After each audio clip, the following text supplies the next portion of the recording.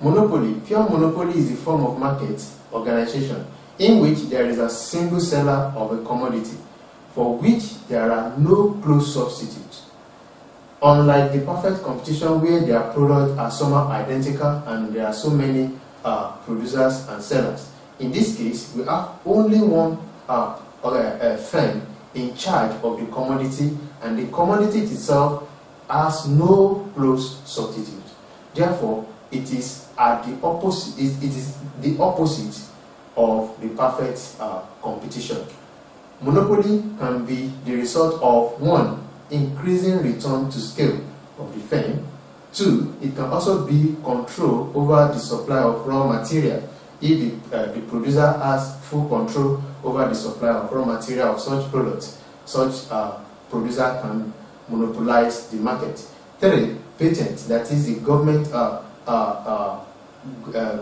authority, the government license given to such producers to keep producing that in one way or the other. And we can also have what we call government franchise. The government will stamp just one person to do what? To keep producing that product without any interruption from the other producers that we want to do. Features, what are the characteristics of monopoly? 1, we have monopoly is as form of single seller market. There is only one producer of such products in the market. It may be due to some natural condition prevailing in the market, or maybe due to some legal restriction in the form of patent, copyright, sole dealership, or state monopoly of such market.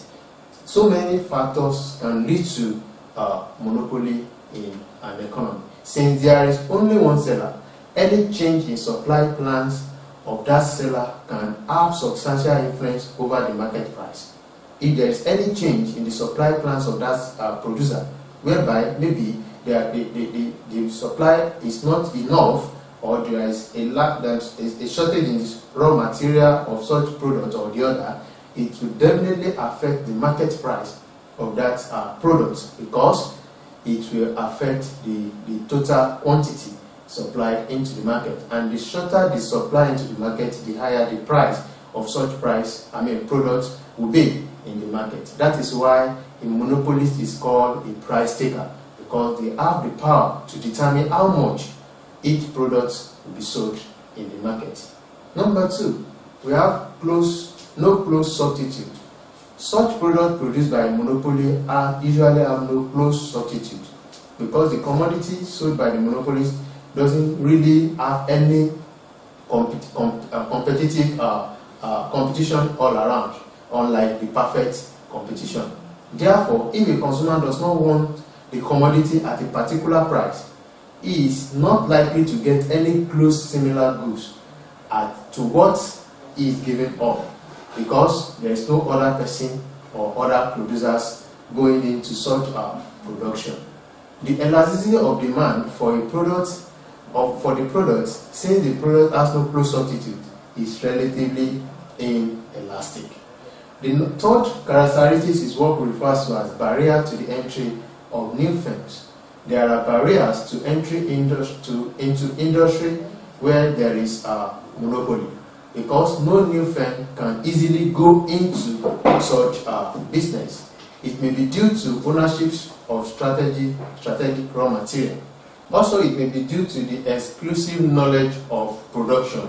Also, it can be due to the patent rights gotten from the government, or government licensing of such person to be the producer of such products, or natural monopolies, whereby the result, the reason for being the monopoly is because of the natural effect on the products. Maybe in that area, such a person, such people are endowed with one resources or the other. The implication of barriers to entry is that in the short run, monopolies may earn supernormal profits or losses. However, in the long run, barrier to entry ensure that a monopolist firm earn only supernormal profits, whereby they are the only one producing. Therefore, they have the power to fix the price at any time, and in that case, it will give them a supernormal profit. Another characteristic is price discrimination.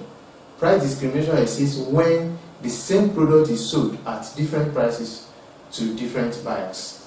A monopolist practice price discrimination to maximize profits. It can produce and sell at a price to one community or to one set of buyers, and another price to another set of buyers.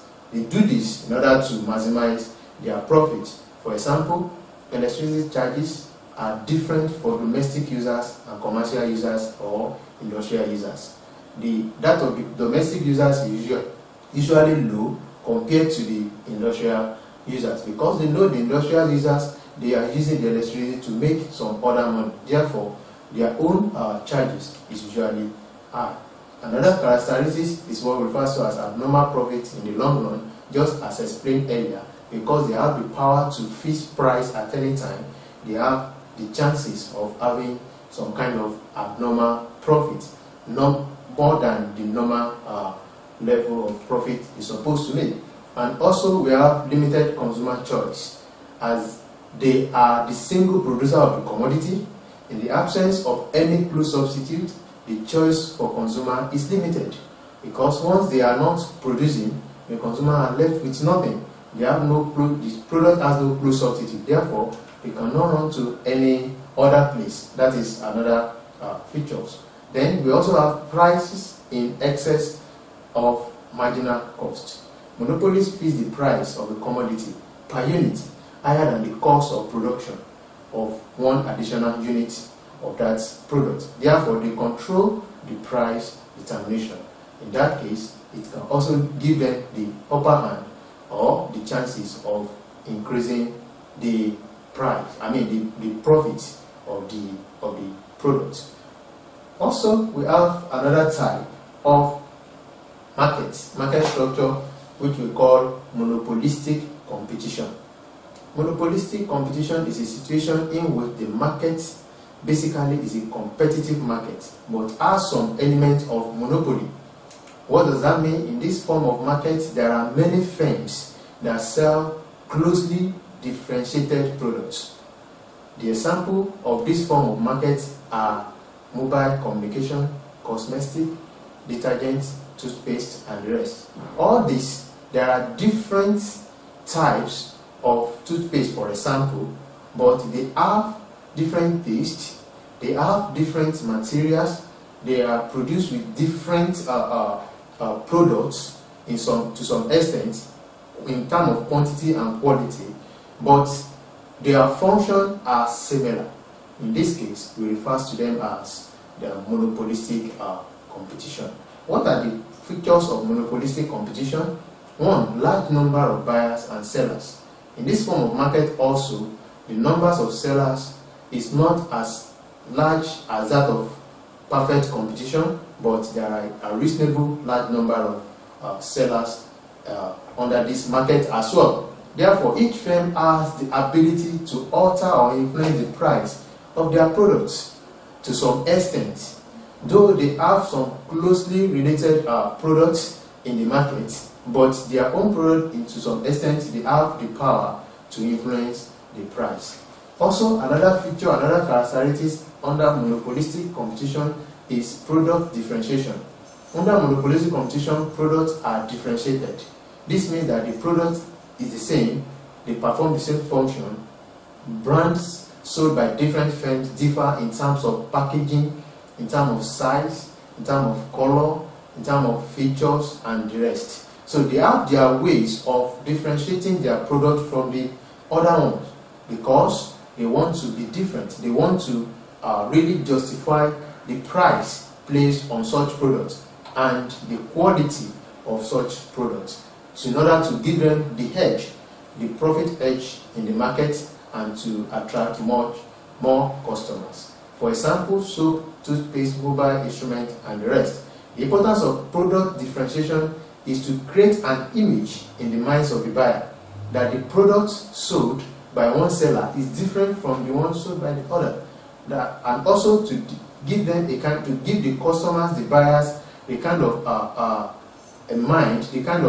message that their own product is different and so unique, and it's not like the other one, or that is more authentic, is more of great value than the other one. So they put everything in place to make sure that their product is somehow different from the other one, even though other ones too can perform the same function.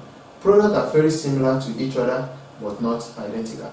This allows substitution of the products of one firm with that of the other to be somehow different. Due to a large number of substitutes being available in the market, demand for a firm's product is usually relatively elastic, because once their own is attracting higher price, the others can quickly snatch their customers. Therefore, their demand is usually elastic. Also, we have the selling cost.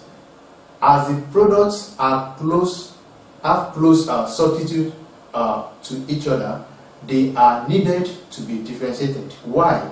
Firms incur selling costs in making advertisements, sales promotion, warranties, customer services, packaging, color, and so many other ones, just to make the product somehow unique. Therefore, all these costs that they put together in order to make their product so unique will increase the cost of the production, and therefore the price of such products will likely go up, will likely be high. So their product is usually tracked high price in the market. Also, we have another characteristics that we refer to as free entry and exit of firm, just like perfect competition. Free entry and exit of firm is possible under this